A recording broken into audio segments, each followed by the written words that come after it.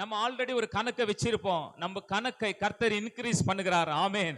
நம்ம கர்த்தருக்கு கொடுக்கும் போது அல்லது மற்றவருக்கு இறங்கும் போது, ஏழைக்கு இறங்கும் போது கர்த்தர் நம்முடைய பலன்களை வேற லெவல்ல மாத்துறாரு. நேத்து அதை கண்டுபிடிச்சேன். நமக்கு கொஞ்சம் தான் இருக்கிறது, ஆனா கொஞ்சத்தை கொஞ்சம் ஷேர் பண்ணும்போது அது ஒரு பெருக்கம் உண்டாகிறது. நான் சொல்றேன், 5 அப்பம் தான், 2 மீன் தான். அவர்கள் ஒருவேளை சாப்பிட்டு திருப்தி அடைந்திருக்கலாம், ஆனா அது கர்த்தருடைய கரத்தில் கொடுக்கும் போது அதை பெருக செய்து 5000 பேருக்கு மேல சாப்பாடு முடிய கர்த்தர் உதவி செய்தார். கர்த்தரை நம்பி இருக்கிறவர்கள் கர்த்தர்கிட்ட தான் நன்றி செலுத்த வேண்டும். முதலாவது, ஆமா, எனக்கு கோடி ரூபாய் கிடைச்சாலும் நான் என் சபையோ என் மற்றவங்களை பார்த்து பிரைஸ் பண்ண மாட்டேன். என்னை கனப்படுத்தி, எந்த ஊழியத்தை கனப்படுத்தி, நான் செய்கிற வேலையை கனப்படுத்தி அவர் எனக்கு விசாலமாய் கொடுத்திருக்கிறார். அவன் எனக்கு நல்லதை செய்திருக்கிறார். நமக்கு கொடுக்கிறவர்களும் சிலவனுக்கு தூக்கமே வராத ஒரு நிலைகள் வரப்போகிறது.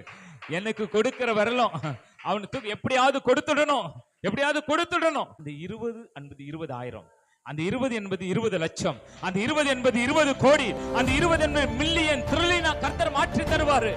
Why not? ஏன்? Why not? சத்தமா சொல்லுங்க. Why not? ஏன் முடியாது தேவனாலே? Yes, it is possible. My God shall supply all our needs according to his riches and glory through Jesus Christ. என் தேவனாகிய கர்த்தர் உங்கள் குறைகளை கிறிஸ்து இயேசுவின் மகிமையின் ஐஸ்வரியத்தினாலே நிறைவாக்குவார்.